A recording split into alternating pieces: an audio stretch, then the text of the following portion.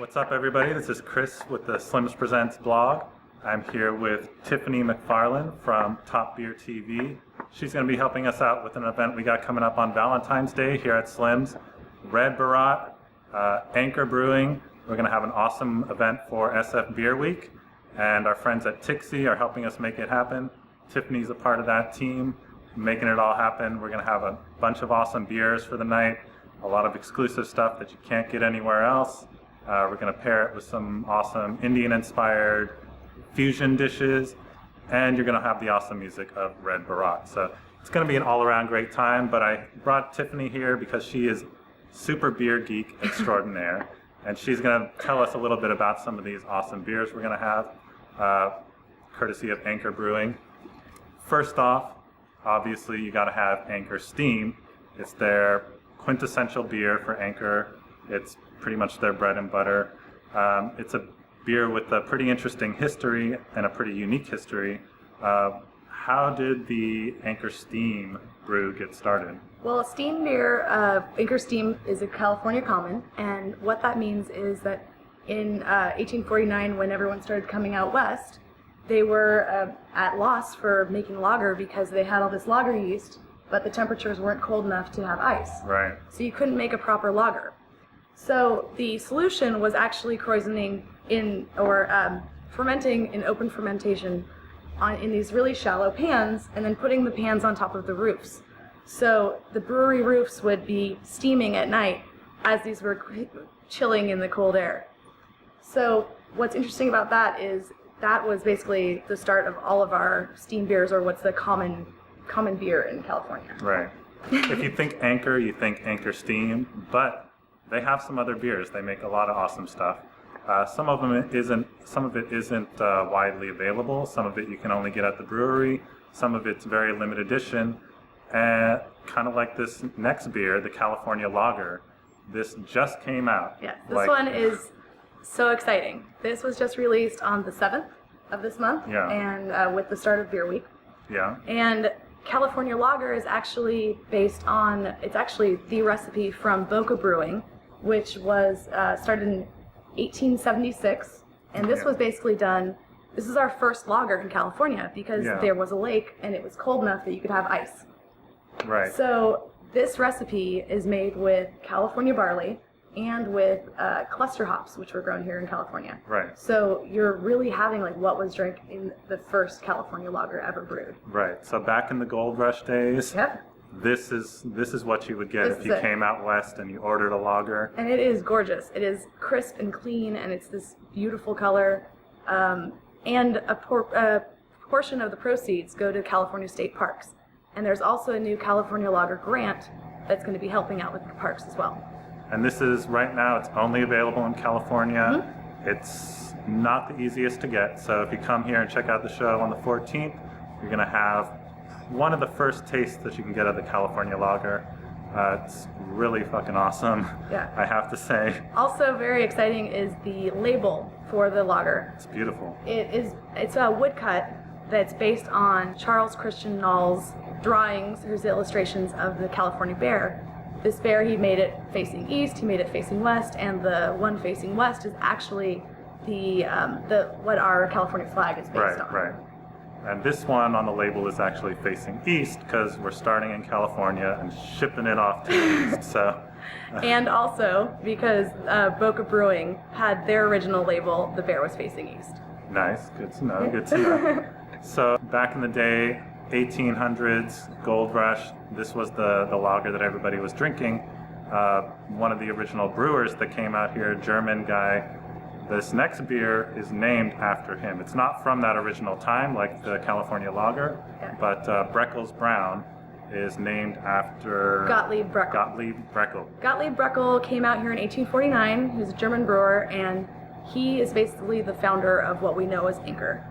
And because there were a lot of browns, or recipes for browns found at the brewery, to sort of tip their hat, Mark Carpenter came up with this Breckels Brown.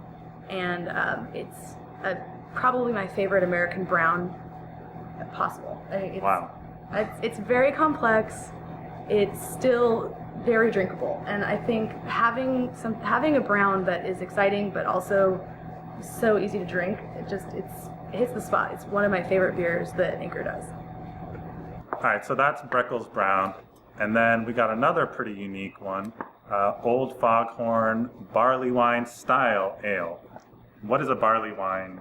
So a barley wine is, it's not wine, but what's exciting about that is I like, this is a very English barley wine. It's not overly hopped like a lot of American barley wines are.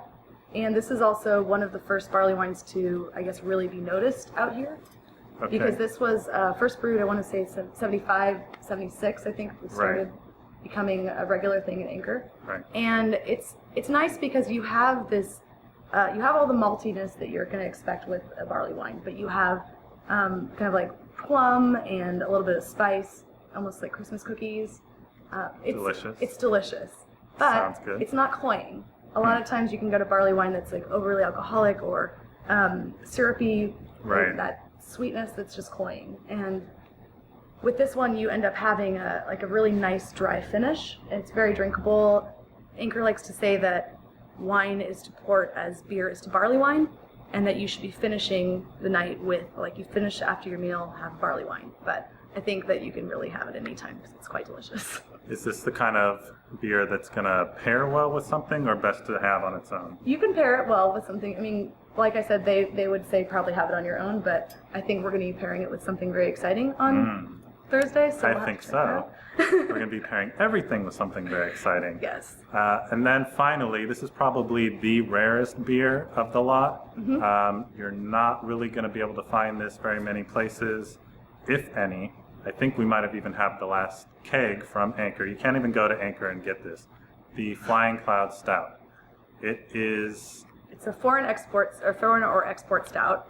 And what's interesting about this beer, it's named after Flying Cloud, which was one of the clippers that came around taking beer from London, coming down and around the Cape Horn to get to California to drop off all of these stouts to Californians who needed it. So desperately needed it. It's a really hellacious journey trying to get around there, especially with the conditions being what they are. So it's a rarity that this clipper made the trip 6 times, and I think the first time it did it in 1851, it actually made record time doing it in 89 days and 21 hours. They just had to get that booze. And it's funny, husband and wife team, it was famous. They did the trip 13 hours shorter, like 3 years later. Nice. You had to get it there. So this is kind of embracing our export stouts that we brought over here and that were really popular during the Gold Rush era. And what's kind of fun is this is actually a stout that we're going to be sending back to Europe. So. And they've only brewed this once. Once. This isn't something Completely that they limited. do all the time. They had one brewing of it. That's it. For the time being, at least. Yes, and this is gorgeous. This is a very it's yeasty and it's black as night with this nice light chocolate looking foam. The head is beautiful. But what's nice about it is that you get this interesting dry character from the Golding hops. This is done with a few different malts. 2 of them are black malts, which were actually cultivated at that time. So again, Anchor hits the nail on the head. They're one of the only breweries I know with a full-time historian on staff. For sure. So we're celebrating SF Beer Week in style here at Slim's. We got the OG Anchor Brewery. There's a lot of history there, and SF Beer Week is all about celebrating that history. So we got them here. It's going to be an awesome night. Come down, check it out. Tiffany's going to be here helping us out. You can pick her brain about any kind of beer questions you have. She's a wealth of information, and I'm sure she'll love geeking out about beer. So come on down, Red Barat. Sun Hop Fat is opening. They have hop in the name, so it's going to be good. They're an awesome band from Oakland, I believe. Great sort of Afro-funk band. And then, of course, you got Red Barat doing their awesome Bhangra-style funk hip-hop mixture.